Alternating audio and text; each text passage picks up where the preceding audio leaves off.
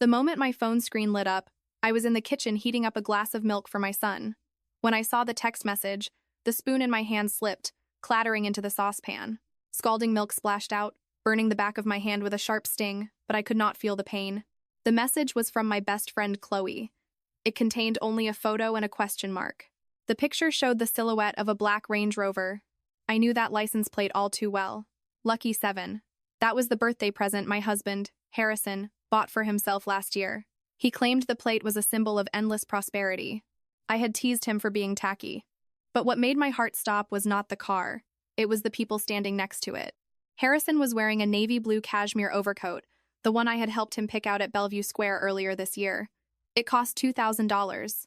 He was carefully supporting a woman beside him. She wore a loose white puffer jacket, her stomach showing a distinct bump. She looked to be about 4 or 5 months pregnant. Harrison had one hand gently holding her arm and the other hovering protectively behind her lower back. His posture was so delicate, as if he were holding a fragile piece of porcelain. They were walking into a building, and the large sign above the entrance clearly read Evergreen Grace Maternity Center. My hands began to shake. Chloe immediately sent a voice memo. "Ellie, isn't your husband supposed to be on a business trip in Europe? I brought my mother-in-law here for an appointment today and saw him. I am not seeing things, am I?" I took a deep breath, my trembling finger tapping the play button. After listening to it, I felt as though a bucket of ice water had been poured over my head. Yes, Harrison was supposed to be in Frankfurt, Germany, attending a medical device expo. When he left for the airport 3 days ago, he hugged me, kissed my cheek, and said that if he could secure the European distribution rights on this trip, we could upgrade to a larger estate next year and send our son to an elite private school. I had even packed his suitcase for him, tucking in 2 boxes of his favorite artisan chocolates from a local bakery. But right now, he was standing outside a maternity clinic in Seattle. Moving like a machine, I turned on. The little guy took the glass and asked in his sweet voice, "Mommy, why is your hand so red?" I looked down.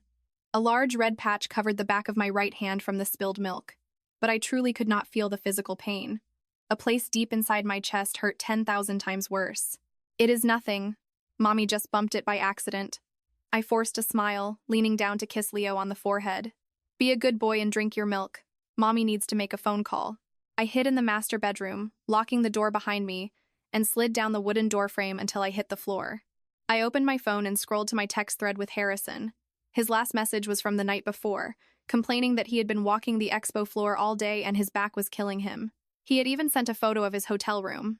It was indeed a European-style room, with cream-colored drapes and a bottle of Evian water on the nightstand. I then checked his Instagram. Yesterday afternoon, he posted a photo with the caption, "Dusk in Frankfurt. Hustling out here on my own. Missing home." The location tag clearly said Frankfurt, Germany. What an absolutely perfect performance.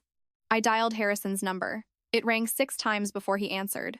His voice sounded weary, and the background was completely silent. "Hey, honey, what is up? It must be late over there." "Nothing, just missing you." I fought to keep my voice sounding completely normal. "What are you up to?" "Just got back to the hotel. Visited 3 different hospitals today, my legs are about to fall off." He let out a yawn. "What about you? Is Leo being good?" "He is being a good boy, just drank his milk and is watching cartoons." I paused for a second. "Harrison, how is the weather over there?" "Not bad, just a little chilly. It is only in the low 40s here." He spoke so naturally. "Oh, right, I have to meet a client tomorrow, so I might not be able to text you back right away. Do not worry about me." "Okay, get some rest then." I hung up the phone and stared at the ceiling for a long time. If it were not for that photo, I probably would never have suspected Harrison. We were college sweethearts, dating since our sophomore year. We started our business together right after graduation and endured 5 agonizing years of hardship before finally making a breakthrough. Back then, we lived in a cramped, freezing basement apartment in a sketchy neighborhood. We had no air conditioning in the summer and poor heating in the winter. We squeezed onto a twin-sized mattress, and he would always pull the blankets over to my side to keep me warm. I remembered one time when he ran a dangerously high fever. We had no health insurance and no money for the ER, so I soaked a washcloth in rubbing alcohol to wipe down his body. He was delirious all night, gripping my hand and calling my name. Those days were incredibly tough, but looking back now, they felt sweet. Eventually, the company took off. We grew from a 3-person startup to a team of over 50 employees, with annual profits exceeding $2 million. Harrison told me he was going to give me the best life possible. He bought me diamond rings, designer bags, sports cars, and a gorgeous 4,000 square foot mansion right on Lake Washington. I thought our marriage would grow stronger just like our business. But looking at things now, that was all just my own delusion. I opened my photo gallery and found our wedding pictures. Harrison, looking radiant in a custom tuxedo, was smiling brightly, his arm around my waist, his eyes filled with nothing but absolute tenderness. Back then, he promised me that I would be the only woman he ever loved, and that he would never let me suffer. A man's vows, it turns out, are remarkably worthless. I looked at the photo Chloe had sent again, zooming in on the woman. She looked to be in her late 20s, with long hair and pale skin. Her features were delicate, though not exceptionally beautiful. The white puffer jacket she was wearing looked high quality, likely a designer brand. The most glaring detail was her swollen belly. Just by looking at it, she was at least 4 months along. 4 months. That meant Harrison had been sleeping with her for at least 4 months. Suddenly, a memory flashed in my mind. 3 months ago, Harrison said he needed to go to Dallas to negotiate a contract. He was gone for a full week. When he came back, he brought me a new Chanel bag, claiming it was the latest season. I was thrilled at the time. Thinking back now, that was probably just guilt compensation. Then, 2 months ago, he said the company was doing an executive retreat in Aspen for 3 days. When he returned, I noticed a red mark on his neck. He said it was a bug bite. I did not think much of it, and even went to the pharmacy to buy him some soothing cream. A month ago, he claimed he was swamped with late-night meetings, coming home at 2 or 3 in the morning for several days in a row. I made a thermos of hot soup and drove it to his office. The receptionist told me he had stepped out, so I left it on his desk. Later, he told me he had a sudden client dinner and the soup was cold by the time he got back. I had never paid attention to these subtle breadcrumbs before. I always believed that trust was the most vital foundation of a marriage. But now, recalling every single detail, they felt like daggers plunging directly into my heart. Sitting on the cold hardwood floor, I finally lost control, and the tears began to stream down my face. I wanted to sob out loud, but I was terrified that Leo would hear me in the living room. I could only bite down hard on my lower lip, letting the tears silently drench my face. I do not know how much time passed before my phone screen lit up again. It was another text from Chloe. Ellie, I just looked into it. I actually know that woman. Her name is Savannah Mitchell. She used to be a nurse at our hospital, but she quit a while ago. I just asked a coworker, and she is here for her prenatal checkup today. And what? My hands were shaking violently as I typed. And she is listed as a VIP patient. Every time she comes in, she sees the chief specialist. Word is that someone pulls strings to book her appointments in advance. A VIP patient. A booked specialist. It went without saying who that someone was. Suddenly, a wave of cold clarity washed over me. After the extreme, suffocating grief came a nearly numb sense of absolute lucidity. I knew I could not just sit here crying anymore.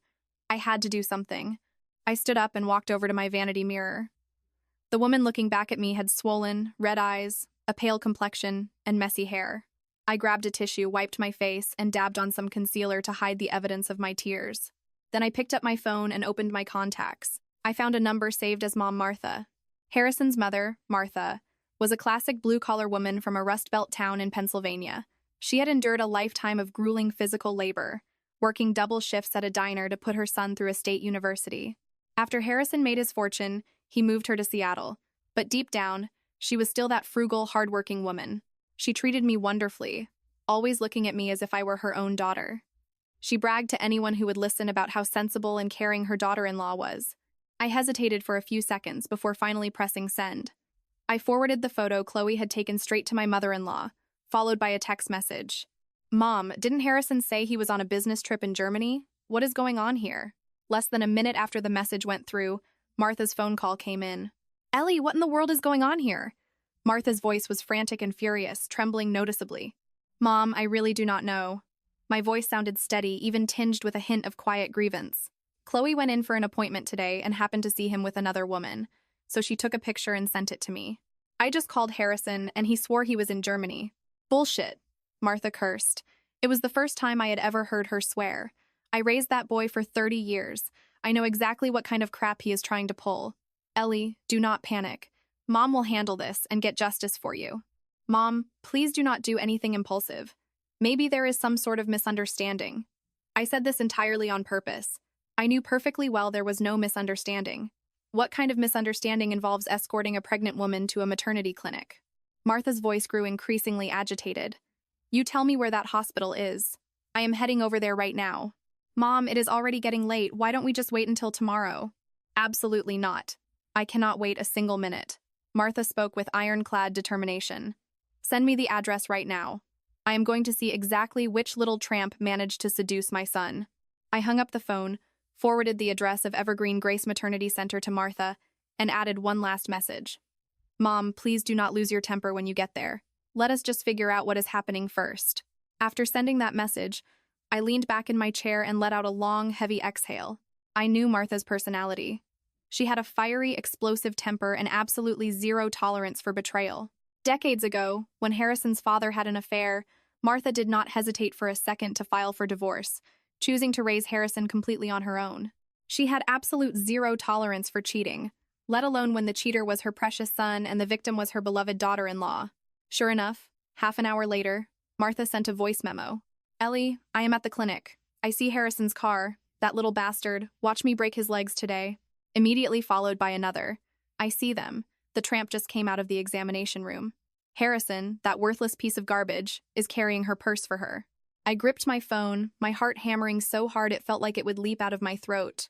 The events that followed were relayed to me through fragmented voice memos and short video clips sent by my mother-in-law. When Martha stormed into the clinic lobby, Harrison was helping Savannah down the stairs from the second floor. They were laughing and chatting.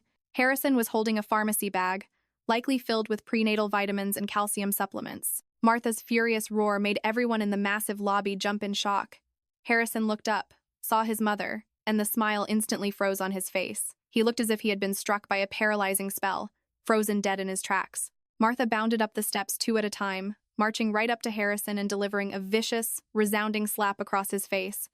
The sharp crack echoed loudly through the cavernous lobby. Mom, what are you doing here? Harrison grabbed his cheek, his expression a mix of sheer panic and shock. What am I doing here? If I was not here, I would never know what kind of sick things you are doing. Martha pointed a shaking finger at Savannah. Who is this woman? And whose baby is in her stomach?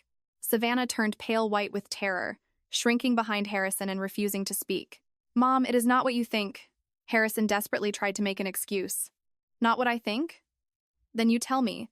What are you doing in a Seattle maternity clinic when you are supposed to be in Germany? Are you getting a prenatal checkup yourself? Martha's volume escalated, drawing a crowd of onlookers. I am just keeping a friend company. Harrison stammered out the lie. A friend? What kind of friend requires you to fly all the way back from Germany just to accompany her to the doctor? Martha let out a chilling laugh, turning her fierce gaze to Savannah. Little girl, you tell me the truth right now. Is that my son's baby? Savannah bit her lip, remaining silent, looking at Harrison with tear-filled eyes.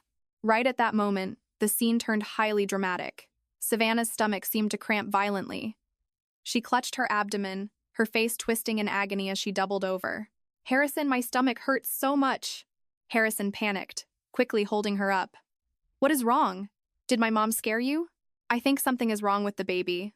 Savannah's complexion worsened, cold sweat beading on her forehead. Seeing this, even Martha froze.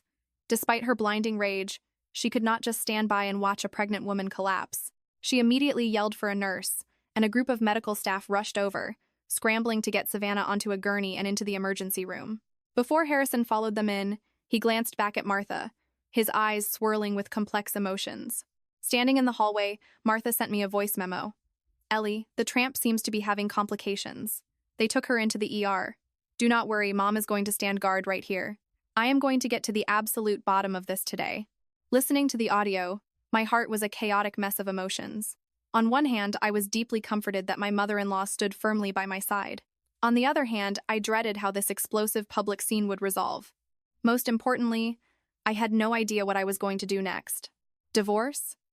Harrison and I had been together for over a decade, surviving countless storms side by side. Could I really bear to throw it all away? Stay? He had cheated on me and gotten another woman pregnant.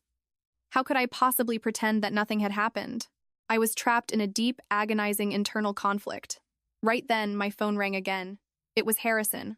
I stared at the word husband flashing on the screen, hesitating for a long time before I finally answered. Hello. My voice was so quiet it was barely a whisper. Ellie. Harrison's voice was utterly exhausted, laced with a strange, unfamiliar tone I had never heard before. You know everything now. I just gave a single word of confirmation. Yes. Silence stretched over the line for a long time. Then, he said the words that completely shattered me. Ellie, I am so sorry, but I fell in love with her. I fell in love with her. Those 6 words felt like a dull, rusted knife, slowly and mercilessly slicing open my heart. The hand gripping my phone trembled violently. My teeth ground together, emitting a faint clicking sound. Tears once again surged uncontrollably. I heard my own voice asking, "When did it start?" Harrison remained silent for a few seconds, seemingly organizing his thoughts. That silence itself was an answer. He was telling me that this affair was not a fleeting impulse, but a calculated, long-term betrayal. Half a year ago, we met at a medical industry networking event. He finally spoke, his voice low, sounding almost as if he were talking to himself. She was the public relations director for a local hospital network. We talked a lot. She gets me. She understands me. And I do not get you? I do not understand you? I suddenly let out a laugh, the sound dripping with unspeakable sarcasm. Harrison, have you forgotten who stayed by your side from a freezing basement to a waterfront mansion? Who stayed up with you night after night when your first startup failed and you wanted to end your own life? Who, to save the company money on labor, was still hauling heavy inventory boxes in a warehouse when she was 8 months pregnant? Ellie, I know you sacrificed so much for me. I am incredibly grateful to you. Grateful? I cut him off. Do you think I want your gratitude? I want your real, genuine love. I did give you my genuine love, but it just is not romance anymore. Harrison's tone became incredibly calm, a calmness that chilled me to the bone. Our relationship turned into family a long time ago. It became a habit. Do you know that feeling? Coming home every day and looking at you feels like my left hand touching my right hand. There is zero passion left. But Savannah is different. She made me feel my heart racing again. So you let her get pregnant with your child? My voice finally lost all control, turning so shrill that even I found it piercing. Did you ever stop to think about Leo? He is only 5. Are you going to let him find out that his father found another woman and is giving him a half-brother or half-sister? Mentioning Leo struck Harrison into silence. That was the most fatal vulnerability between us. The year Leo was born was the hardest year for our company. I suffered massive postpartum hemorrhaging and nearly died on the operating table. Harrison stayed by my hospital bed for 3 days and 3 nights without closing his eyes once. On the day Leo turned 1 month old, Harrison held our son and cried for a long time, swearing that he would be the best father in the world and never let his son experience the poverty he had endured as a child. But now, he was tearing that promise apart with his own hands. Ellie, I do not want to hurt you, and I definitely do not want to hurt Leo. Harrison's voice hitched slightly with emotion. I will handle everything. I will give Savannah a lump sum of money, and after she has the baby, she will leave Seattle for good. What did you just say? I could not believe my ears. You are going to let that woman have the baby and then just disappear? Do you think you are living in a soap opera? Then what do you want me to do? Harrison's tone suddenly grew irritable. Are you telling me to make her get an abortion? That is a human life. So you let her have it and let her run away with the child? Harrison, have you lost your mind? Do you honestly think you can keep a secret like that forever? Do you think Leo will not find out the truth when he grows up? The line fell silent once more. I took a deep breath, fighting with everything I had to calm myself down. Where are you right now? At the hospital. Savannah is still in the ER. Harrison sounded completely drained. The doctor said the extreme emotional stress triggered early contractions. They need to admit her for observation for a few days. What about your mother? Mom is still here. She refuses to leave. She says she is waiting for you to get here. I closed my eyes, picturing the image of my 60-something mother-in-law standing in the hospital corridor. This hardworking woman, who should be enjoying her retirement in peace, was now stuck in an ER waiting room because of her son's absurd, despicable actions. I will be right there, I said, and ended the call. I walked out of the bedroom. Leo had finished his milk and fallen asleep curled up on the sofa. The cartoon was still playing on the television, casting colorful flickers of light across his innocent face. I walked over, gently picked him up, and carried him to his bedroom.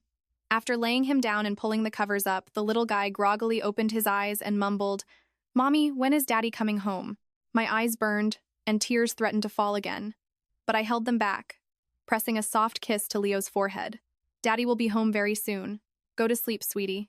Closing the door to his room, I threw on a coat, grabbed my car keys, and walked out of the house. During the drive to the hospital, a million thoughts raced through my head. I wondered what I should say when I saw Harrison and that woman. I wondered if Martha was on the verge of a heart attack from the anger. I wondered how this entire disaster was going to end. But more than anything, I thought about Leo. If Harrison and I got a divorce, what would happen to Leo? He was still so young. Could he handle the reality of his parents splitting up? Later on at school, when other kids talked about their moms and dads, would he be mocked for only having a mom? But if I did not divorce him, how could I ever face Harrison again? How could I face that woman and the child growing inside her? The more I thought about it, the more chaotic my mind became. I could barely keep my grip on the steering wheel. By the time I pulled into the parking lot of Evergreen Grace Maternity Center, it was past 9 at night. The hospital building was brightly lit, the red emergency room sign glowing harshly in the dark. As soon as I parked, I saw Martha waiting for me by the entrance. She was wearing a heavy gray coat, her hair a bit disheveled, her face carrying an expression of both absolute fury and deep heartache. "Ellie." Martha hurried over, grabbing my hand tight. "You finally made it. That shameless homewrecker is inside playing the victim, and she has my idiot son completely under her spell. Mom, please do not be angry. Let us go inside first." I supported Martha by her arm and walked into the building. In the emergency department hallway, Harrison was sitting on a bench, his head buried in his hands, looking completely defeated. Hearing our footsteps, he looked up. The moment he saw me, a complex flurry of emotions flashed across his eyes: guilt, panic, and something else I could not quite read. "Ellie." He stood up, looking like he wanted to speak. I ignored him entirely, walking straight past him to the emergency room door. Looking through the glass window, I saw Savannah lying in a hospital bed. She looked incredibly pale, an IV drip hooked up to her hand. A nurse was taking her blood pressure. She looked quite young, at least 7 or 8 years younger than me. Her features were not exactly stunning, but she had a delicate, enduring sort of prettiness. Combined with her current sickly, fragile state, it was exactly the kind of look that triggered a man's protective instincts. No wonder Harrison fell for it. "What did the doctor say?" I asked a passing nurse. "The extreme emotional distress caused premature contractions, bringing a risk of early labor. She needs strict bed rest for a few days." The nurse gave me a look of sympathy. Clearly, she had already deduced the entire soapy drama from the chaos in the lobby earlier. "Then let her rest," I said flatly. I turned around to look at Harrison. "Let us find somewhere to talk."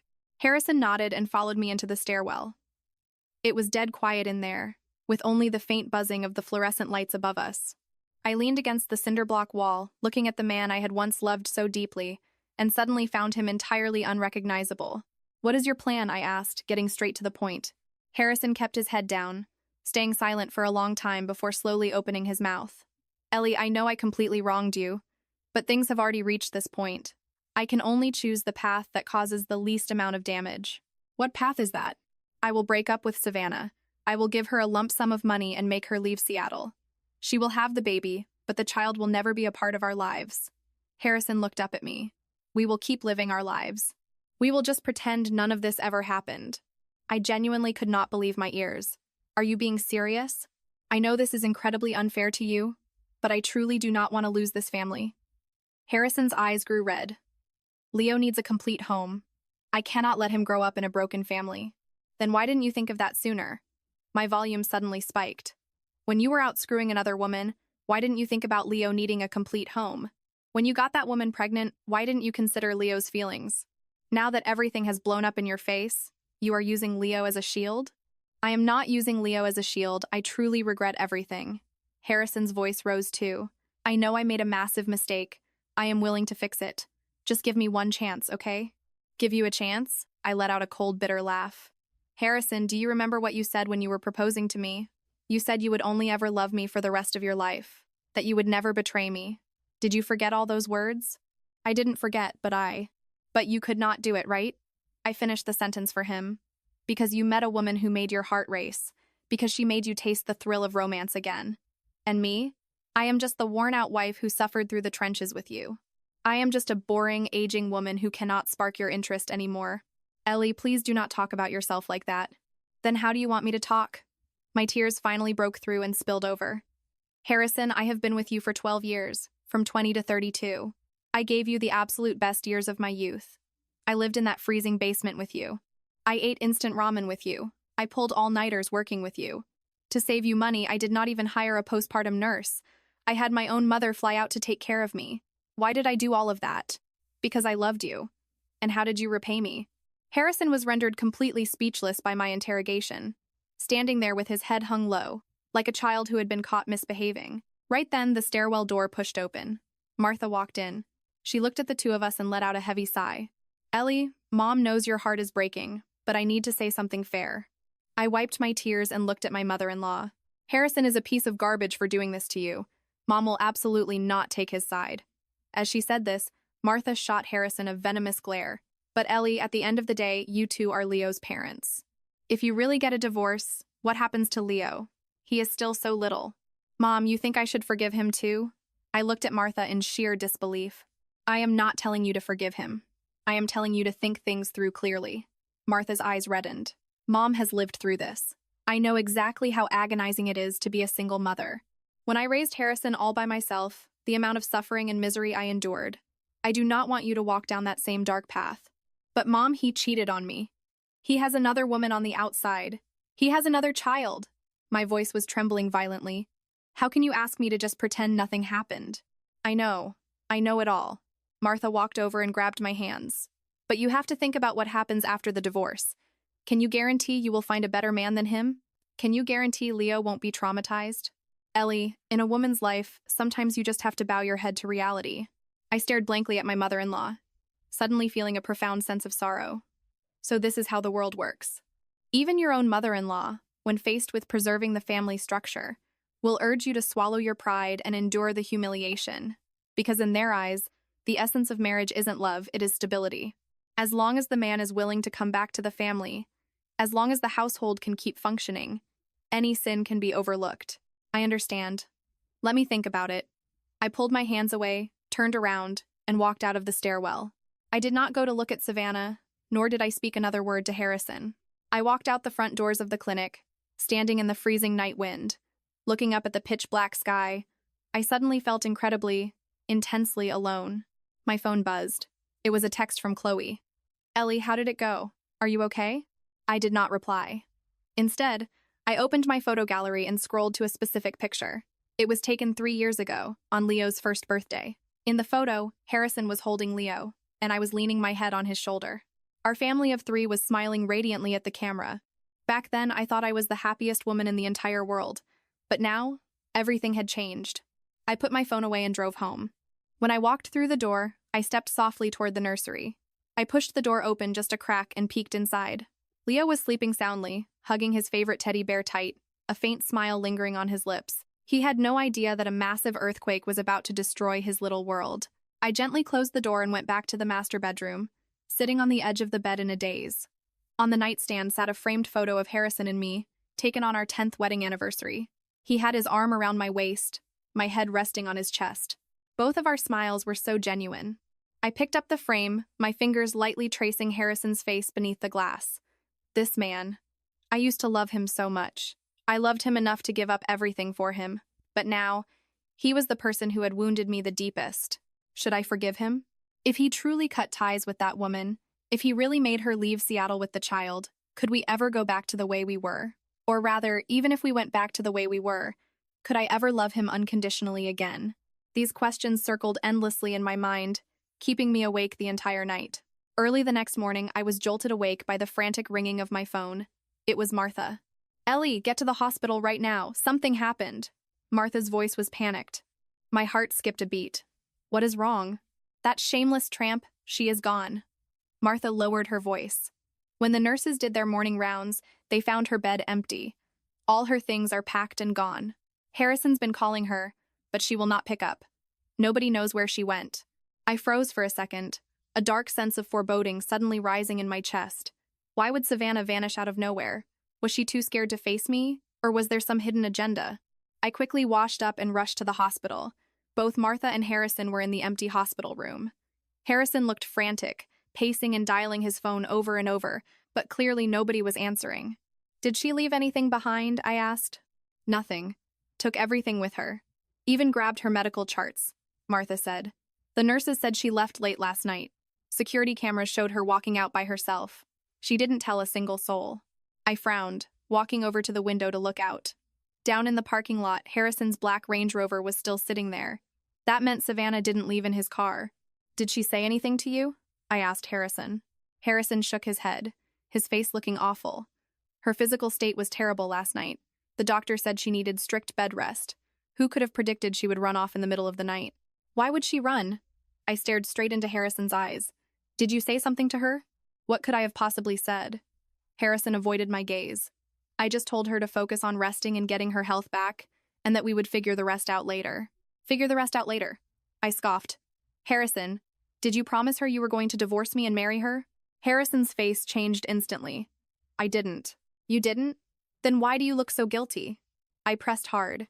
If you genuinely plan to cut ties with her, why would she run away? She is carrying your child. She should be desperate to force you to take responsibility. Why would she just vanish into thin air? Harrison was rendered speechless by my interrogation. Right then, Harrison's phone rang. He glanced at the caller ID, and his expression turned even grimmer. Who is it? I asked. It is Savannah. Harrison hesitated for a second, but finally answered the call and put it on speaker. Harrison. Savannah's weak, tearful voice came through the speaker. I am so sorry I left. Where did you go? Do you realize how dangerous your medical condition is right now? Harrison asked frantically. I know, but I couldn't stay there anymore. Savannah's voice hitched with sobs. The way your mother looked at me, she wanted to eat me alive. And your wife. She must absolutely hate my guts. If I stayed there, it would only make things worse for everyone. Just tell me where you are right now. I will come pick you up. No need, I am already on the Amtrak train. Savannah sniffled. I am heading back to my hometown in Portland. My parents do not know about any of this yet. I want to go back and confess everything to them. Are you insane? With your body in that condition, how can you take a long train ride by yourself? I will be fine. I can take care of myself. Savannah paused. Harrison, thank you for everything recently. I will have the baby, but I will not disrupt your life. Just pretend I never existed. With that, she hung up the phone.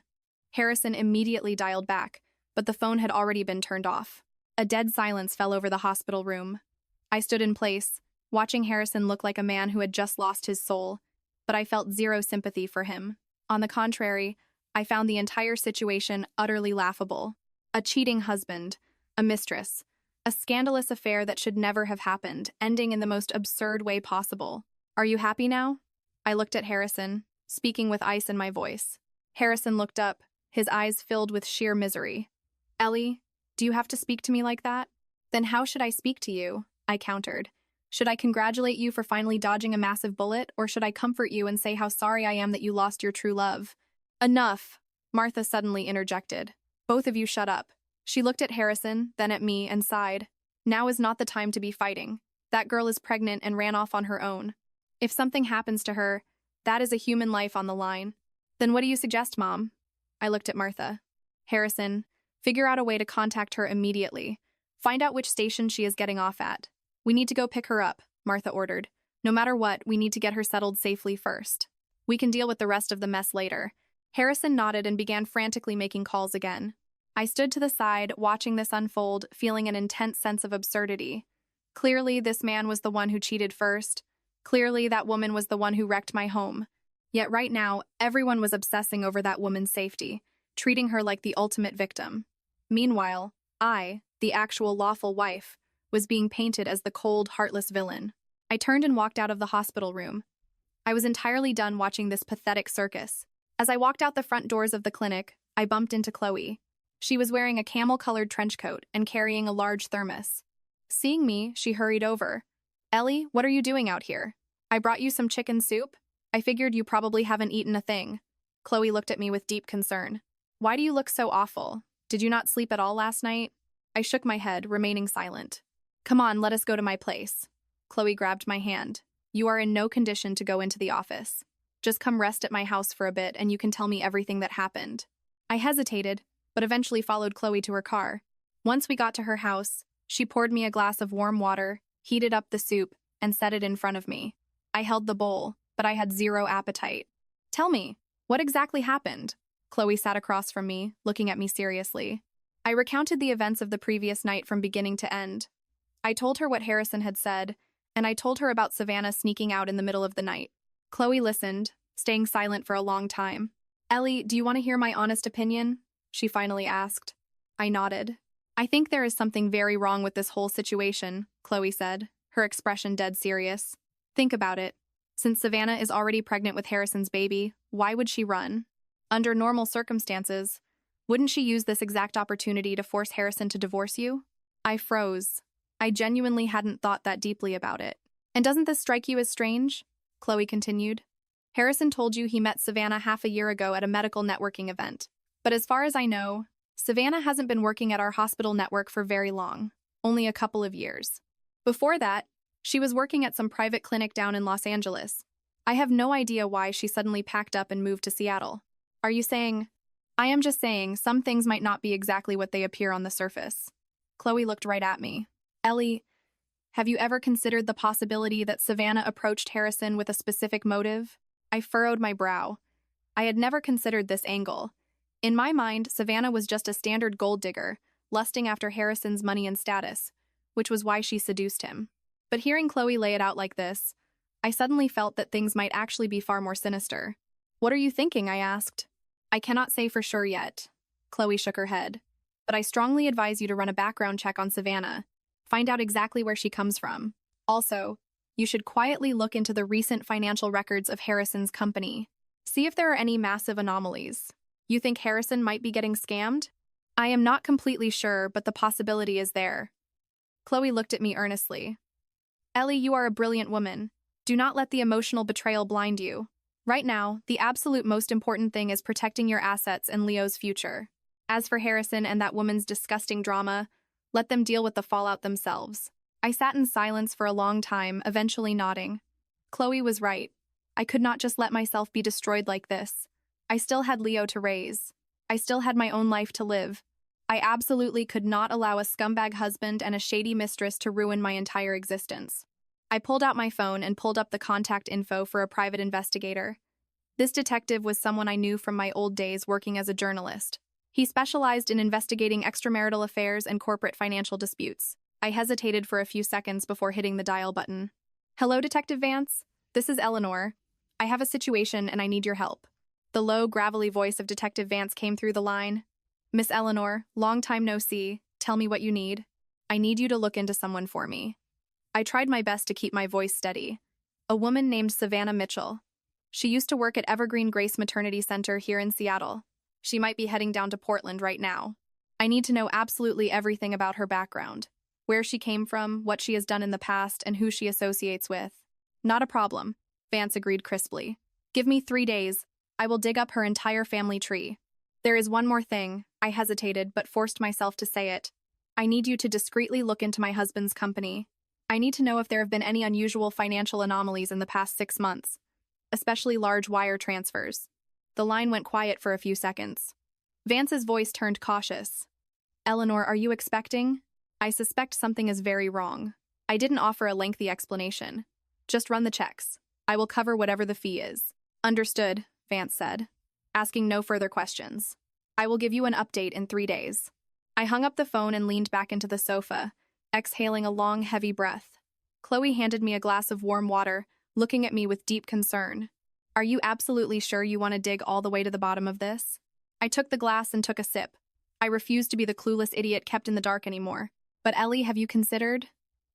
What if the truth you uncover is infinitely worse than the current situation? Chloe asked gently. Like, what if Harrison isn't just cheating, but he has been secretly funneling your marital assets away? Or what if there is an even bigger crisis? Then I need to know the truth anyway, I said with absolute resolve. I would rather be ripped apart by the truth than live inside a comfortable lie. Chloe sighed and didn't say anything else. I stayed at Chloe's house until noon, forced down some food, and regained a bit of my energy. My phone remained dead silent. Harrison didn't call. Martha didn't call either. I had no idea if they had tracked down Savannah or what their current situation was, but I genuinely didn't care anymore. At 2 p.m., I drove to the office. The company was located in a sleek, 3-story standalone building in the Bellevue Technology Corridor. Harrison's business was medical device distribution. Over the past few years, riding the massive boom in the healthcare sector, the business had exploded. The company went from a handful of people to over 50 employees, pulling in over $8 million in annual revenue. I parked my car in the lot but didn't immediately get out. I sat in the driver's seat, observing the building for a while. Everything looked completely normal. Employees were walking in and out, looking no different from any other Tuesday. No one had any idea that their CEO was currently experiencing a catastrophic family meltdown. And no one knew that the CEO's wife had a completely shattered heart. I took a deep breath, opened the car door, and walked inside. The receptionist looked a bit surprised to see me. Ellie, what are you doing here? Harrison said you were feeling under the weather and resting at home for the next few days. I am feeling much better, just wanted to drop by. I responded with a warm smile, but inside I was sneering. Harrison was quite the planner, even inventing a fake sick leave excuse for me. I walked straight past the lobby and headed for the finance department. The CFO, Brenda, was a college friend of mine, and I was the one who recruited her to the company. Seeing me walk in, she froze for a second before hastily standing up. Ellie, what brings you in? Brenda, I need to see the company's financial statements for the past 6 months. I cut straight to the chase. Brenda's facial expression shifted subtly. She glanced out the glass door, then lowered her voice. Ellie, did something happen? Nothing major. I just want to get a read on the company's operational health. I lied. But clearly my acting skills were not good enough to fool Brenda.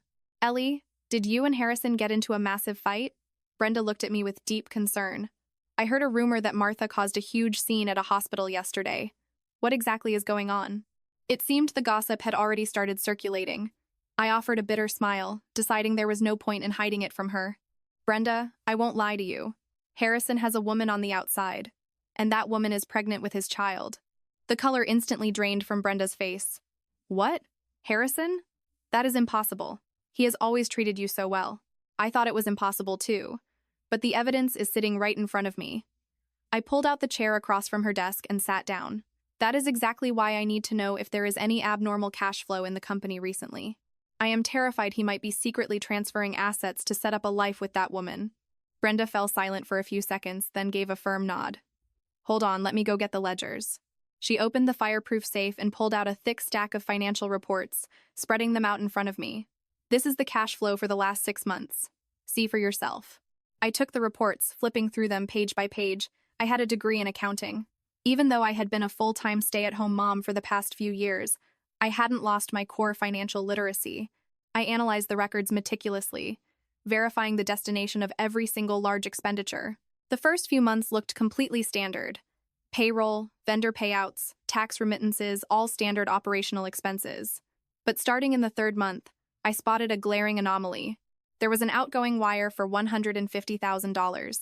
The receiving entity was a company named Apex Medical Consulting LLC. The memo read, Consulting Service Fees.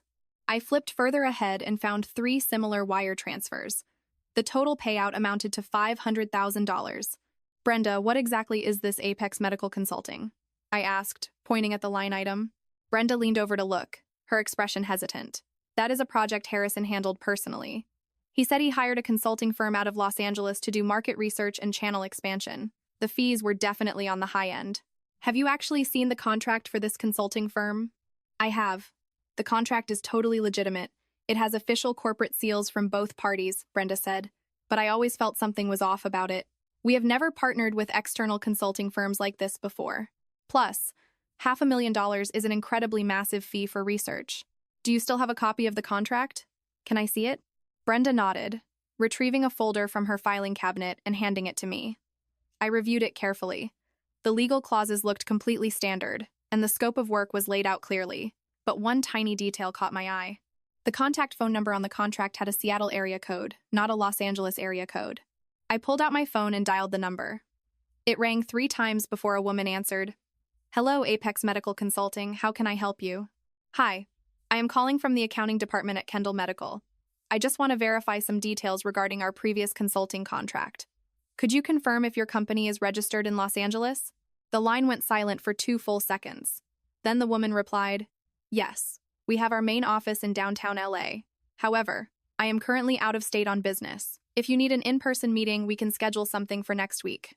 Okay, thank you. I hung up the phone, but the suspicion in my mind had deepened drastically. The woman's voice sounded incredibly familiar, but I couldn't immediately place where I had heard it. I used my phone to snap pictures of the contract pages, then handed the reports back to Brenda. Brenda, I am taking a copy of these files. Please keep this strictly between us. Do not let Harrison know I was looking at the books. Brenda nodded. Do not worry, I won't say a word. Ellie, please be careful. If you need anything, you call me immediately. I left the finance department and took a slow lap around the office. The employees greeted me politely, but I could read something entirely different in their eyes. Clearly, the rumor about Harrison's affair had already spread through the corporate grapevine. Everyone was secretly wondering what the CEO's wife was going to do. I ignored their staring and walked straight toward Harrison's executive suite. The door was locked. I used my spare key to open it. The office was immaculate. His desk had his laptop, a few scattered files, and a framed photograph of Leo and me. I walked over and opened the laptop. I tried typing in his password a few times, but it kept rejecting it. Harrison had changed his password. I searched his desk drawers next. Most of it was just standard office supplies, nothing out of the ordinary. Just as I was about to give up and leave, I noticed a false bottom in the lowest drawer of his desk. I reached my hand in and felt around. Sure enough, my fingers brushed against something hard. It was a burner phone. I pulled it out and turned it on. The phone had a passcode lock. On a hunch, I typed in Leo's birthday. The phone unlocked. There was only one active messaging app on the phone. The contact list was very short, and almost all of them had female profile pictures. I tapped into the most recent chat histories and saw messages that made my scalp tingle with disgust.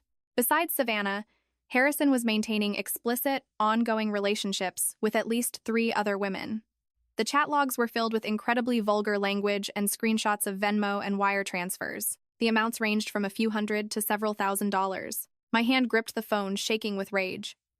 Harrison wasn't just having a one-time affair. He was a serial cheater. He had been chasing women behind my back for years, just hiding it incredibly well. Savannah was simply one of many. Suddenly, I remembered what Chloe had told me. Savannah approaching Harrison might have been calculated. Looking at the evidence now, that theory was highly likely. Because unlike the other women, the chat logs between Harrison and Savannah rarely contained romantic or explicit messages. Their conversations were almost entirely focused on when a wire transfer would clear, or whether certain legal documents had been signed. I quickly scrolled through their chat history, hunting for more clues. Suddenly, a specific file transfer caught my eye. The file Savannah had sent to Harrison was titled Kendall Medical Asset Valuation Report. An asset valuation report? Why would Harrison need someone to appraise the company's assets? I opened the PDF. It detailed every single asset belonging to Kendall Medical Real Estate, liquid capital, patents, tech infrastructure. The total valuation sat around $15 million. Attached at the very end of the report was a proposal titled Strategies for Asset Reallocation Without Spousal Detection. The blood in my veins turned to ice. So that was it. Savannah's ultimate goal was never Harrison himself. It was his money. She wasn't just a mistress. She was a meticulously designed trap. Her entire objective was to hollow out Harrison's empire from the inside. And Harrison, that absolute idiot, was completely blinded by her, entirely convinced he had found the love of his life. I quickly forwarded the PDF to my own phone, then deleted the forwarding record on his device. I kept scrolling and found even more vital intel. Savannah's true identity was highly unlikely to be a simple nurse. She was almost certainly a professional grifter. There had to be a syndicate behind her, specifically targeting wealthy, middle-aged men, using sex as the bait to drain their bank accounts. And Harrison was nothing more than one of their many marks. I placed the burner phone back into the hidden compartment, locked the office door, and left the building. Sitting in my car, I didn't start the engine for a long time.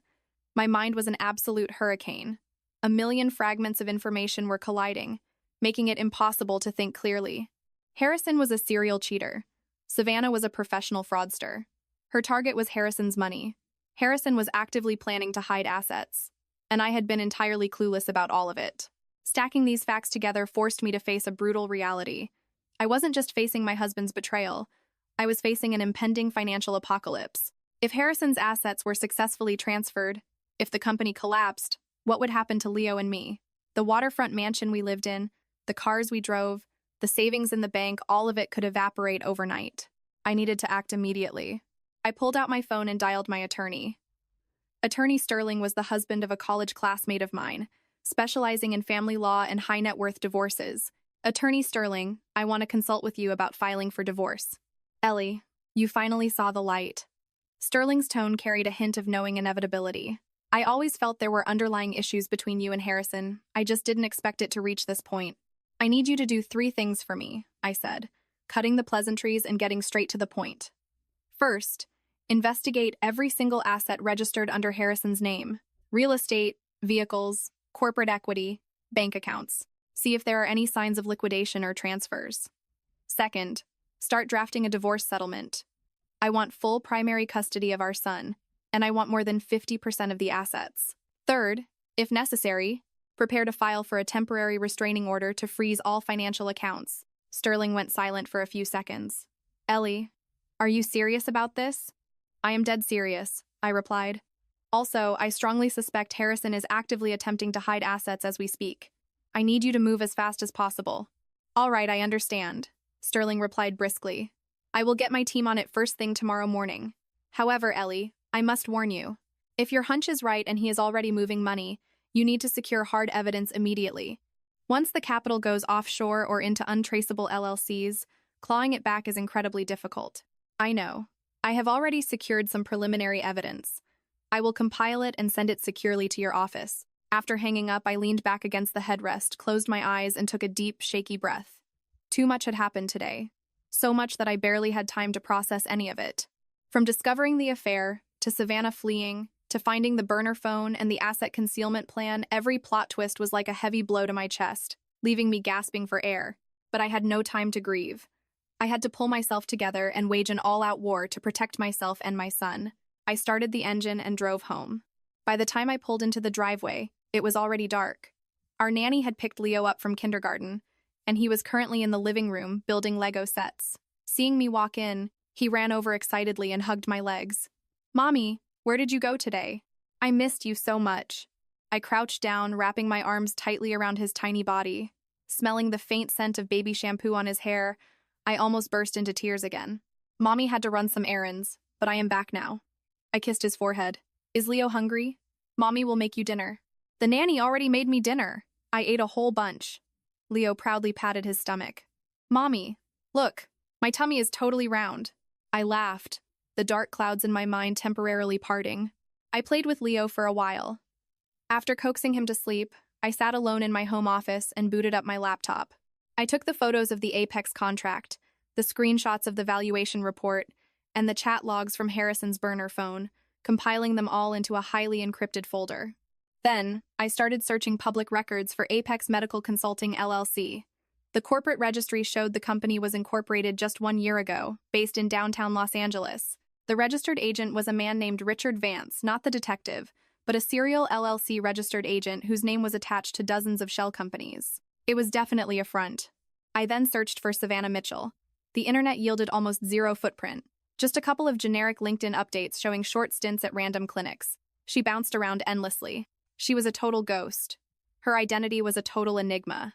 The more I thought about it, the more disturbed I felt. I picked up my phone and called Detective Vance again. Vance, can you expedite the background check on Savannah Mitchell? I said. I found new leads. She is definitely not just a home wrecker. This is a highly calculated, professional fraud operation. Fraud? Vance's voice instantly sharpened. Are you absolutely sure? I am 70% sure, I said. I guarantee there is an entire organized ring behind her, and their target is Kendall Medical. I need to know her true identity and criminal background immediately. All right, I am pulling an all-nighter on this, Vance said. I will have a preliminary dossier for you by tomorrow evening. There is one more thing. I hesitated, then spoke. Find out exactly where she is in Portland. Harrison went down there today to look for her. I am worried he is walking into a trap. I will track her down. Vance paused. But Eleanor, I highly recommend you go to the police. This isn't a civil divorce matter anymore. This is felony fraud. I know, but I need ironclad evidence first, I said. If I go to the Seattle Police Department right now with just suspicions, they won't open a case. And Harrison is currently so brainwashed by her that if the cops show up, he will defend her. You have a point, Vance sighed. Watch your back. Call me if anything goes wrong. I hung up the phone and stared blankly out the window. The Seattle night was quiet, the distant waters of Lake Washington shimmering faintly under the moonlight. The view was breathtaking, but right now, all I felt was the lurking presence of unknown danger. I picked up my phone and opened Harrison's text thread. His profile picture was still a photo of our family of 3. His cover photo was a picture of Leo. To the outside world, he was the perfect family man, the devoted father. But in reality, he had morphed into a complete stranger. I hesitated, but eventually sent him a single text. Did you find Savannah? A few minutes later, he replied, I found her. She is at her parents' house down in Portland. I am driving down tomorrow to pick her up. Are you sure you want to do that? She is carrying your child. I cannot just abandon her. Looking at the text, I let out a cold laugh. This man was still completely clueless, genuinely believing that the woman was desperately in love with him. I didn't tell him the truth because I knew he wouldn't believe me, even if I did. He was entirely under Savannah's spell. Anything I said would just be dismissed as the jealous ravings of a bitter wife. Rather than wasting my breath, I decided to let him hit the brick wall himself. "Do whatever you want," I texted back, then turned my phone completely off. The next morning, after dropping Leo off at kindergarten, I drove straight to Attorney Sterling's law firm. Sterling was a man in his 40s, wearing wire-rimmed glasses, looking sharp and strictly professional. He had already prepared the documents I requested and had them laid out on his mahogany desk. "Ellie, based on the intel you provided, I ran a preliminary trace on Harrison's assets." Sterling opened a manila folder. "The situation is significantly more complicated than you imagined." "What do you mean?" "The majority of the hard assets under Harrison's name, including the waterfront estate and both luxury vehicles, are currently untouched. No signs of title transfers," Sterling said. "However, the equity structure of Kendall Medical underwent a massive shift recently." "What kind of shift?" 3 months ago, Kendall Medical executed a capital expansion. A new shareholder was brought in, instantly acquiring 30% of the company's total equity. Sterling handed me a heavily redacted document. "This new shareholder is an entity called Apex Capital Management. The CEO on paper is a man named David Cole." "Apex Capital?" Another completely unfamiliar name. "Who is this David Cole?" I looked into him. "He is a proxy investor. His name is attached to several LLCs, but almost all of them are shell companies," Sterling said. "Whether he has other off-the-books connections to Harrison is currently unknown." "So with this equity dilution, how much did Harrison's ownership drop?" "From 100% down to 70%, Sterling replied. "Under standard corporate logic, this wouldn't raise alarms. The massive red flag here is that Apex Capital bought that 30% stake for absolute pennies. They basically acquired it at book value. That is virtually unheard of in legitimate corporate mergers. So this is a backdoor asset transfer." "Highly probable," Sterling nodded. "Apex Capital buys Kendall Medical equity at an artificially deflated price and then flips it to a third party at market value. The profit margin is secretly funneled offshore. It is an incredibly stealthy tactic, very difficult for forensic accountants to track down." My palms started sweating against the manila folder. Harrison wasn't just cheating. He was actively gutting our company. What exactly was his endgame? Was he trying to elope with Savannah? Or was he in some sort of catastrophic financial trouble I didn't know about? "Sterling, what is my next move?" "First, you need to aggressively compile more evidence," Sterling instructed. "Specifically, any paper trail connecting Harrison to Savannah and any communications regarding Apex Capital. Second, I highly recommend we file for an emergency asset freeze injunction immediately to stop the hemorrhaging." "What do I need to get the injunction approved?" "You need compelling, hard evidence proving Harrison is actively attempting to hide or destroy marital assets." Sterling looked at me over his glasses. "The evidence you currently have is circumstantial. A judge will demand a smoking gun." I nodded slowly. "I understand. I will get it." After leaving the law firm, I drove directly to Harrison's office. This time, I didn't warn anyone. I marched straight past the receptionist and pushed open the doors to his executive suite. Harrison was at his desk, speaking frantically on his cell phone. When he saw me barge in, he visibly jumped. He hastily hung up the phone, his expression instantly looking unnatural. "Ellie, what are you doing here?" "I came to talk." I pulled out the chair across from his desk and sat down, locking my eyes onto his. "Harrison, we have been married a long time. I do not want to go nuclear on you. I am giving you one chance. Look me in the eye and tell me exactly what you have been doing." The color drained from Harrison's face. "I do not know what you are talking about." "You don't know?" I pulled a printout of the Kendall Medical Asset Valuation Report from my purse and slammed it onto his desk. "Then I assume you recognize this?" Harrison stared at the document, his face turning an ashen, sickly gray. "How did you get this?" "That is irrelevant." My voice was glacial. "What is relevant is why you hired someone to appraise the company, why you brought in a phantom shareholder. What the hell are you trying to pull?" Harrison sat in agonizing silence for a long time before finally dropping his head into his hands. "Ellie." I was backed into a corner. "Backed into a corner? Explain." The company ran into a massive crisis. His voice was a pathetic whisper. "Last year, we poured capital into a new R&D project. It looked incredibly promising. But federal regulations suddenly shifted, and the project got completely scrapped. The $3 million we sank into it vanished into thin air. To plug the hole, I borrowed from loan sharks. The interest rates were astronomical. Right now, the debt has snowballed to over $5 million. I sat there, completely stunned. "Why didn't you tell me?" "I was terrified to tell you." Harrison looked up, his eyes bloodshot. You always thought the company was thriving. I couldn't bear to disappoint you. I thought I could outsmart the debt, but the hole just kept getting deeper. So your brilliant solution was to screw around with other women? Your solution was to secretly gut the company assets? I honestly could not believe what I was hearing. Harrison, is there a massive void where your brain should be? I didn't seek Savannah out because I loved her. Harrison suddenly blurted out a sentence that shocked me to my core. I went to her because she could solve my liquidity crisis. What does that even mean? She knows venture capitalists. She promised she could secure funding to bail the company out. Harrison said desperately. She promised me that if I just played along with her on a few legal maneuvers, she could pull in an $8 million investment and wipe out the loan sharks entirely.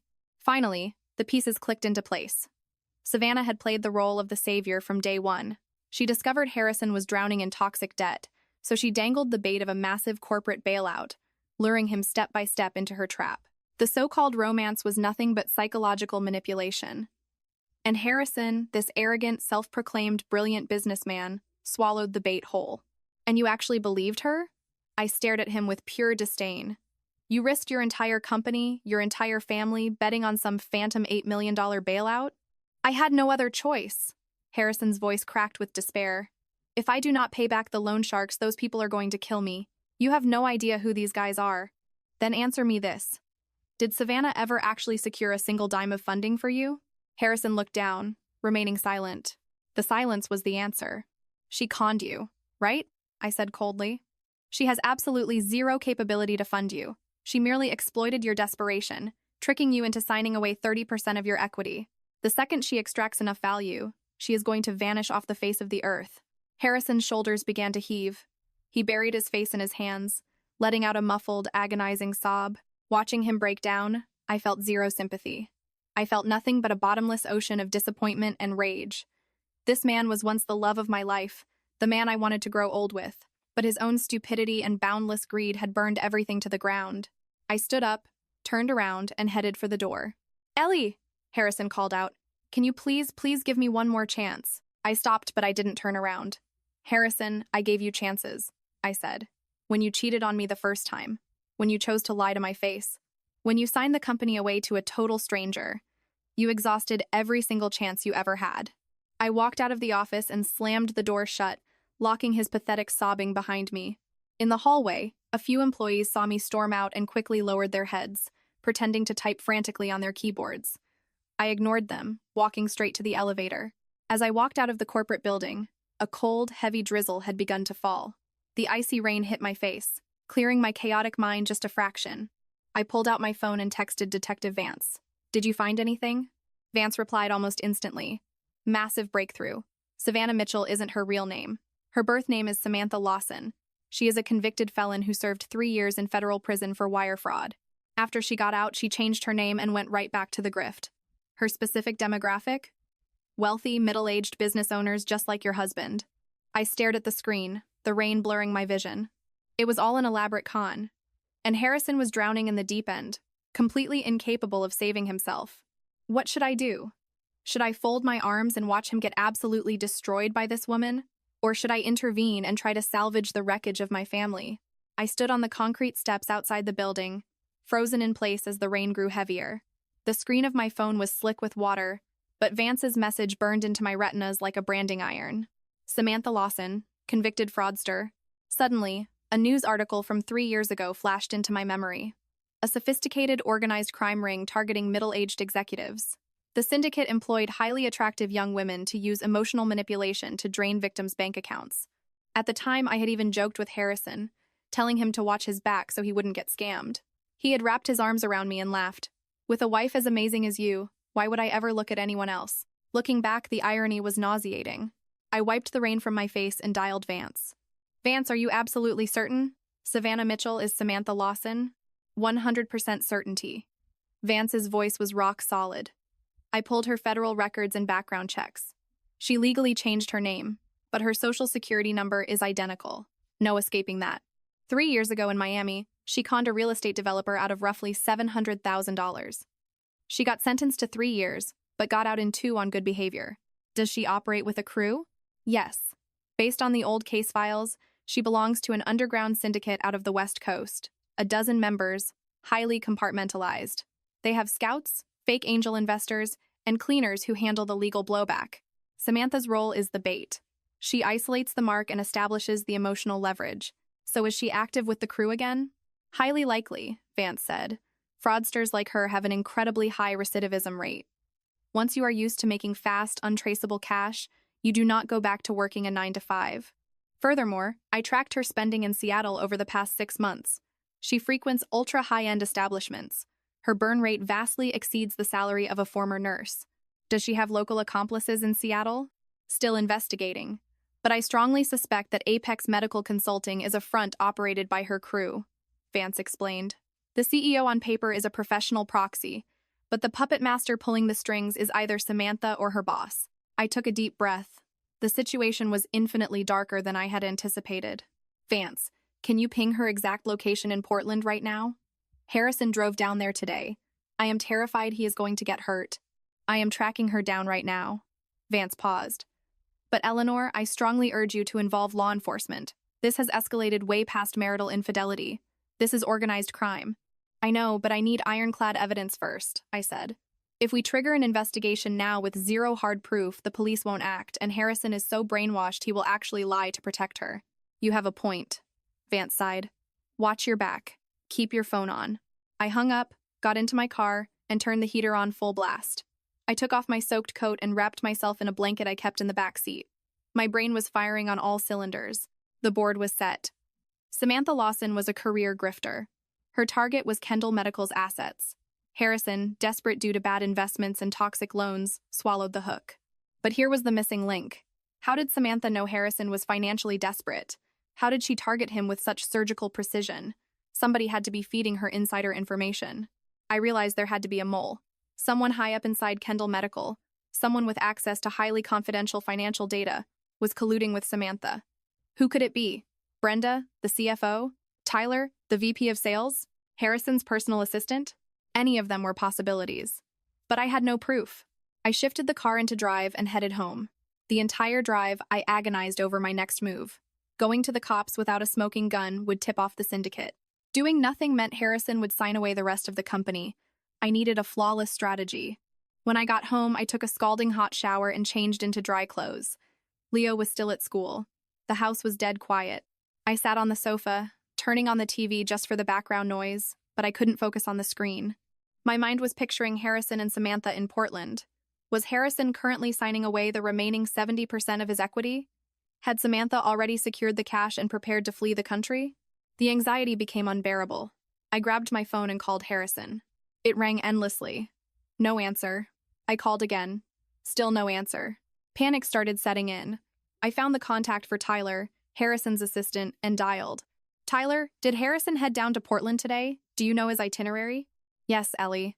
Tyler's voice sounded perfectly normal. He took the early Amtrak down. He said he had a critical partnership meeting. Did he say when he would be back? No.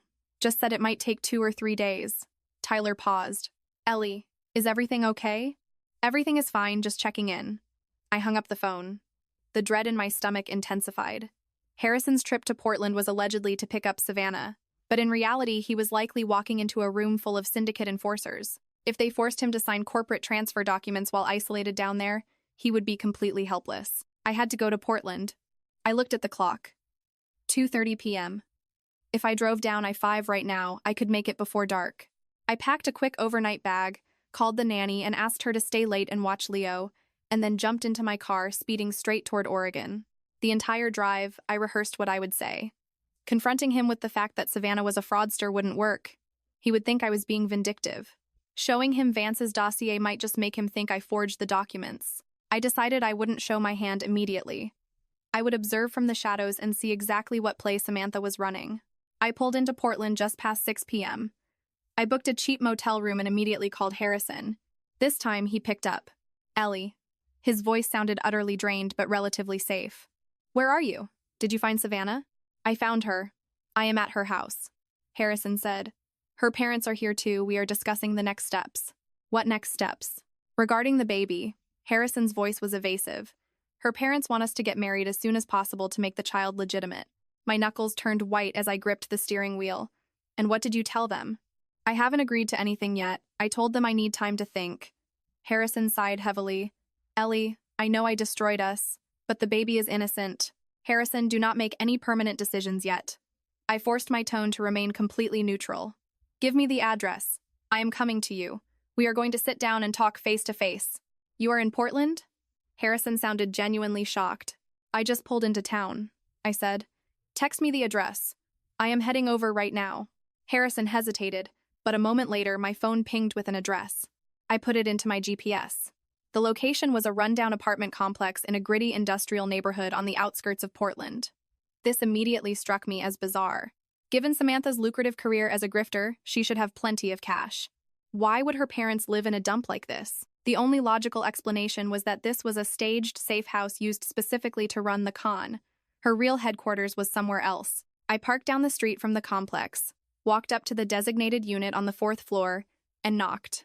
The door was opened by a woman in her 60s wearing a faded, cheap cardigan. Her hair was graying, her face lined and hostile. She looked me up and down with intense suspicion. Who are you? Hi, I am Harrison's wife. My name is Eleanor. I kept my voice polite. I am here to speak with Harrison. The older woman's face instantly hardened. She turned her head and hollered into the apartment. Harrison! Your wife tracked you down! I heard a commotion inside, and then Harrison practically ran to the door. Seeing me, his face contorted into a messy blend of shock, deep embarrassment, and sheer panic. Ellie, how did you find this place? I told you I was coming to talk. I pushed past him, stepping directly into the living room. Sitting on a torn faux leather sofa were a middle-aged man and woman, presumably the parents. Sitting across from them was Samantha. She was wearing baggy sweatpants, her pregnant belly highly visible. When she saw me, her expression twitched for a split second before smoothing out into a serene, almost mocking smile. Well, look who it is. Hello, sister. Sister. How delightfully intimate. I walked further into the room, taking a seat on a folding chair directly across from her. Harrison stood awkwardly to the side, looking completely lost. Miss Lawson, I hear congratulations are in order for the pregnancy. I cut straight to the chase. But I am incredibly curious. Are you absolutely certain this baby belongs to Harrison? Samantha's face went rigid, but she quickly forced a laugh. What is that supposed to mean? Of course it is his. Why else would he be holding my hand at the maternity clinic? Is that so? I pulled a thick manila folder out of my purse and tossed it onto the cheap coffee table. Then perhaps you can explain why you served federal prison time in Miami 3 years ago for wire fraud? The oxygen instantly vanished from the room. Samantha's smile froze entirely. The parents exchanged panicked glances. Harrison's eyes went wide as saucers, staring at Samantha in pure disbelief. Ellie, what did you just say? Fraud? Harrison's voice trembled violently. Read it yourself. I pushed the dossier provided by Vance toward him. Here are her federal arrest records. Her birth name is Samantha Lawson. She served 2 years in prison for scamming a developer. When she got out, she changed her name to Savannah Mitchell. Harrison's shaking hands picked up the papers. He scanned the pages rapidly. The color drained from his face until he looked like a corpse. His legs gave out, and he collapsed heavily onto the sofa. Savannah, is this true? He looked at her, his voice begging for it to be a lie. Samantha sat in silence for 5 agonizing seconds. Then, she suddenly threw her head back and laughed. It wasn't the gentle, sweet laugh Harrison had fallen in love with. It was cold, mocking, and utterly ruthless. Since you went through all the trouble of digging it up, I guess the show is over. She stood up, looking down at Harrison with pure disgust. Yeah, I did time. So what? Harrison, did you actually think you were some kind of prize? If your company wasn't teetering on the edge of bankruptcy, do you really think I would look twice at a pathetic, desperate, middle-aged loser like you? Harrison's face flushed a violent, humiliating red. You played me from day one. No kidding, Sherlock. Did you really think I loved you? Samantha sneered. Go look in a mirror. You are nothing but an ATM. And right now the ATM is empty. You bitch. Harrison lunged forward, raising his hand to strike her. Stop! I stepped in, blocking Harrison.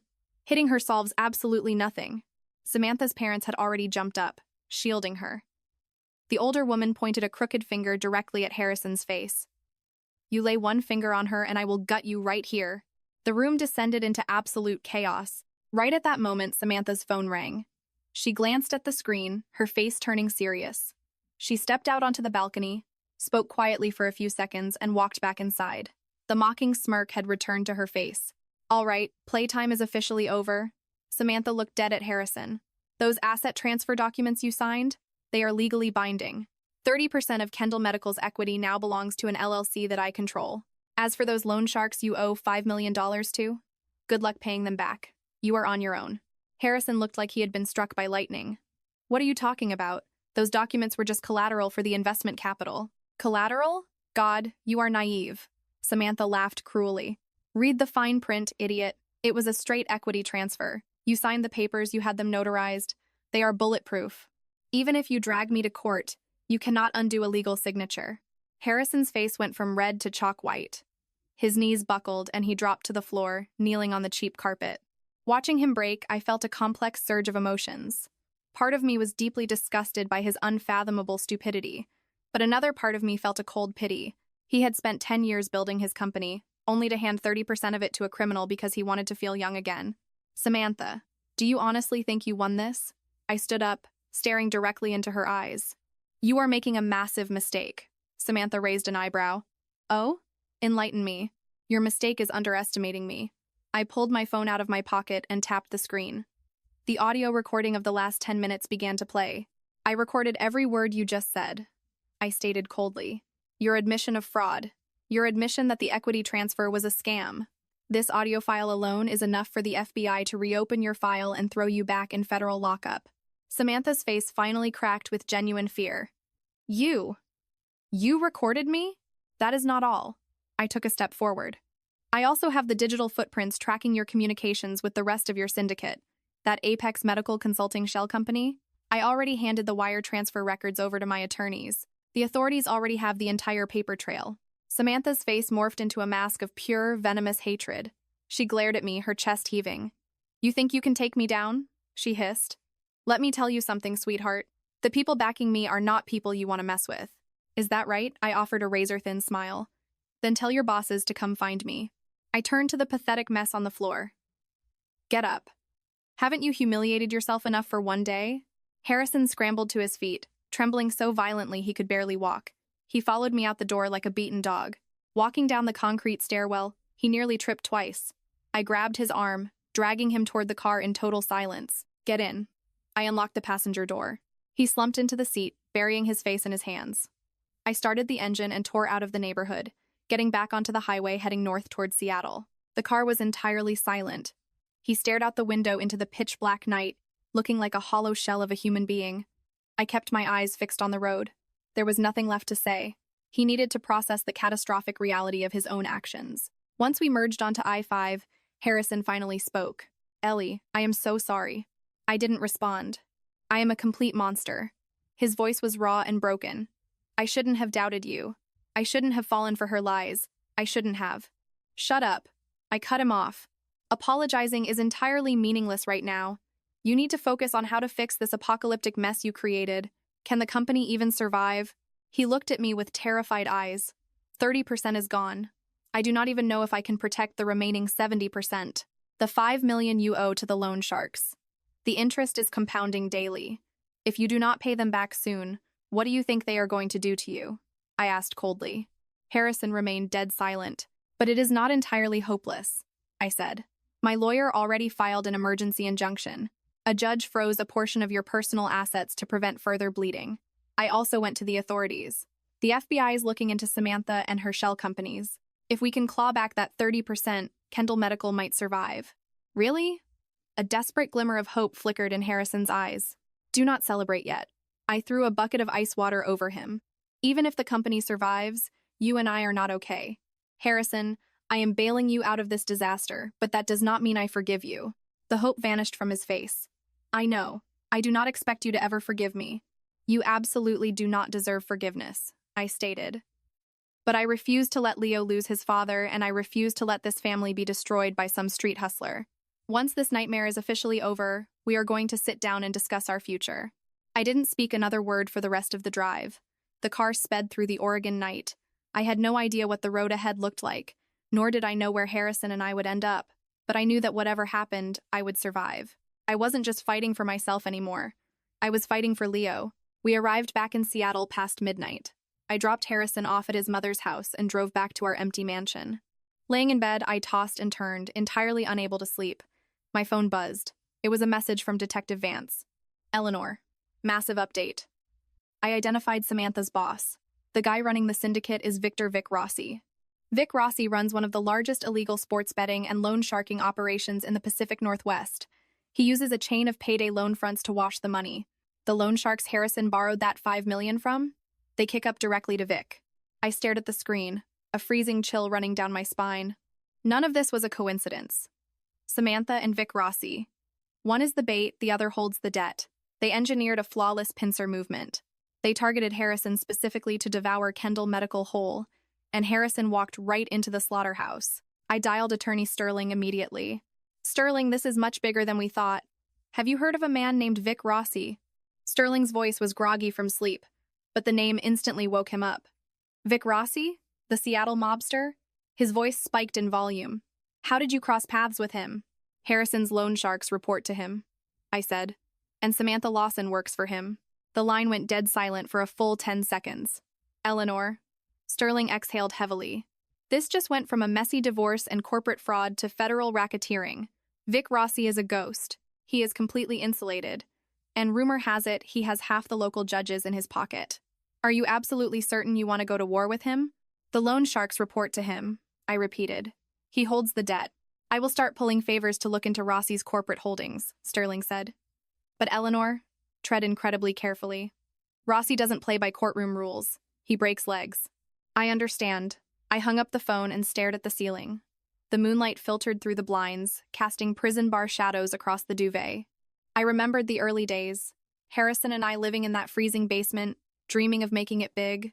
We had built an empire from nothing, and now it was being carved up by vultures. But I refused to be a victim. The next morning, I called Vance. Vance, what is the connection between Rossi and Samantha? Rossi recruited her right out of federal lockup, Vance explained. He gave her the Savannah Mitchell alias. He runs a specific division of his syndicate known as the Honey Trap. They target high-net-worth men with struggling marriages or failing businesses. They establish emotional dominance, induce the target to take out massive loans from Rossi's shell companies, and then bleed the assets dry. How did they target Harrison? Still digging, but it looks like they caught wind of that failed $3 million R&D project. Once they knew he was desperate for capital, Rossi sent Samantha in, so they knew everything from day one. Eleanor, you have enough to take this to the feds, Vance said.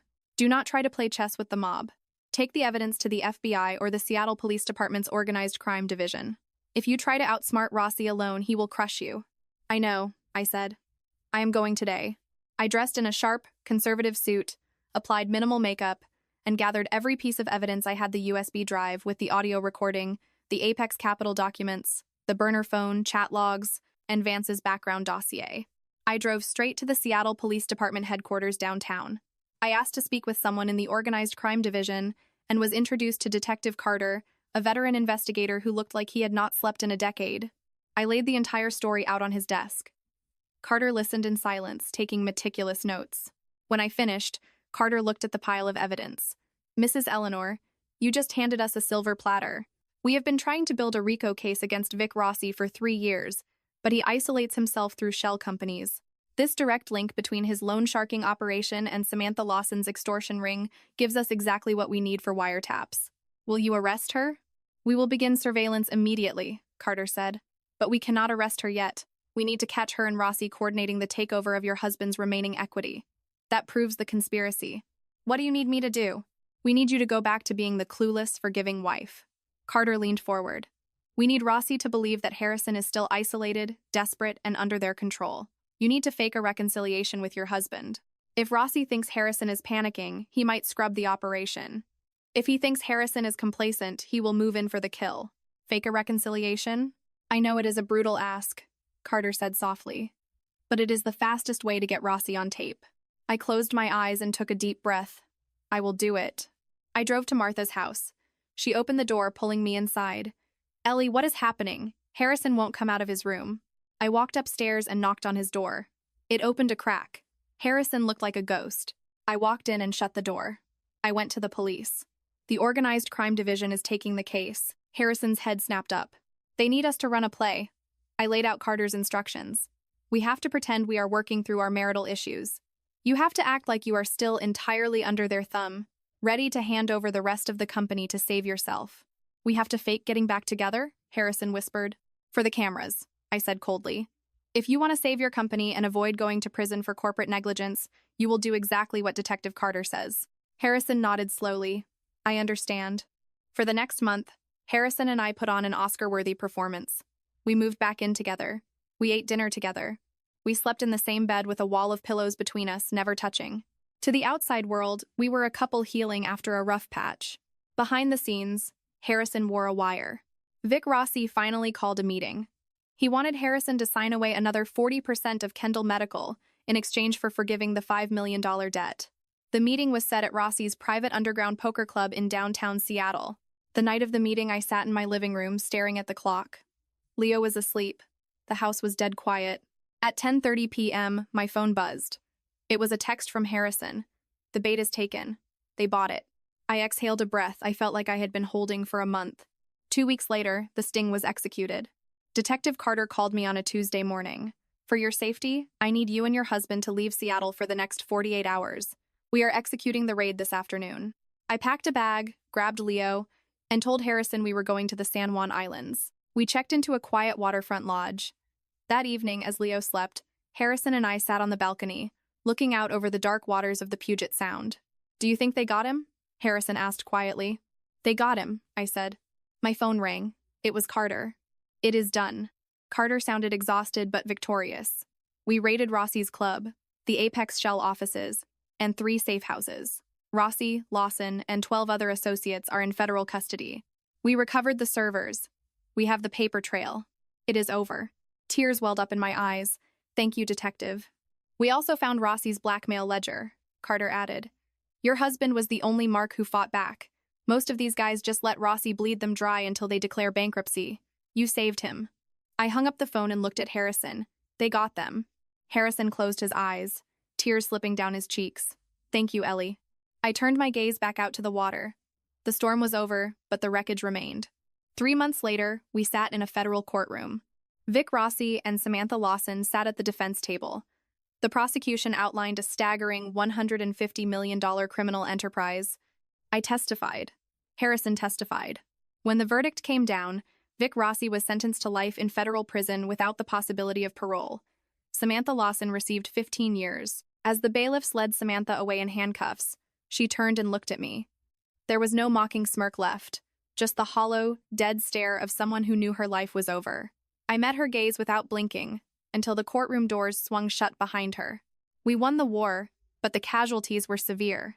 Kendall Medical survived, and the stolen 30% was legally reverted, but the company's reputation and cash flow were severely damaged. To pay off the legitimate debts and stabilize the business, we had to liquidate our assets. We sold the Lake Washington mansion. We sold the Range Rover. We moved into a modest 3-bedroom suburban house in Bellevue. Harrison stepped down as CEO, hiring a professional management firm to rebuild the company. He took a job working in the field as a regular sales rep. He left the house at dawn and came home exhausted long after dark. It was his penance, and I did not pity him. He was finally learning the value of hard work again. As for our marriage, we were in a permanent state of limbo. We didn't divorce, entirely for Leo's sake. We lived under the same roof, ate dinner together, and co-parented beautifully. But we slept in separate bedrooms. We never touched. The trust was shattered, and no amount of glue could put the glass perfectly back together. Chloe asked me once, "Do you still love him?" I didn't have an answer. The blinding, passionate love I once felt was dead. What was left was a strange mix of duty, shared history, and habit. I went back to work, taking a job at a mid-sized accounting firm. I focused on my career, on Leo, and on myself. I learned that you can never tie your entire existence to another human being. When the floor drops out beneath you, you are the only one who can catch your own fall. One crisp Sunday afternoon in October, I took Leo to walk the trails around Lake Washington. The autumn leaves were brilliant shades of gold and crimson. Leo was running ahead, gathering handfuls of leaves, laughing into the wind. "Mommy, look!" Leo ran back, holding up a perfect golden maple leaf. "It is beautiful, sweetie." I smiled, brushing his hair back. "Do you love autumn?" "Yeah, we can jump in the leaves." I hugged him tight, feeling a profound sense of peace. As long as I had him, everything was going to be fine. My phone buzzed. It was a text from Harrison. "Working late tonight. Do not wait up for dinner." I read it and put the phone away. He was trying. He cooked. He cleaned. He never stayed out late drinking anymore. He was desperately trying to make amends, but I wasn't ready to let him back in. Maybe I never would be. As the sun began to set, painting the lake in brilliant strokes of orange and purple, Leo and I walked back toward the parking lot. Standing next to our sensible sedan was Harrison. He was holding a bouquet of white lilies. He looked nervous as we approached. I got off early. I thought maybe I could take you guys to dinner? To that little Italian place we used to go to when we first started dating? Leo cheered and ran to hug Harrison's legs. Daddy, let's go get pasta. Harrison scooped Leo up, kissing his cheek, then hesitantly held the flowers out to me. For you, Ellie. I looked at the flowers, then at him. He looked older, tired, but the arrogance that had nearly destroyed him was completely gone. Thank you, I said, taking the bouquet. Are we going? Harrison asked softly, his eyes filled with a quiet hope. I looked at my son, beaming in his father's arms, and then I looked at the sunset reflecting off the water. Let's go, I said. Harrison smiled a real, genuine smile. He walked ahead, carrying Leo, talking about the type of pasta they were going to order. I followed a few steps behind, watching their silhouettes stretch out across the pavement in the golden light. I didn't know if this was a new beginning or just a peaceful conclusion. I didn't know if we would ever truly heal, or if we would eventually go our separate ways. But as Harrison reached his free hand back toward me, offering it in the crisp autumn air, I hesitated for only a moment. I reached out and took his hand. It was warm. We would just have to see where the road went from here.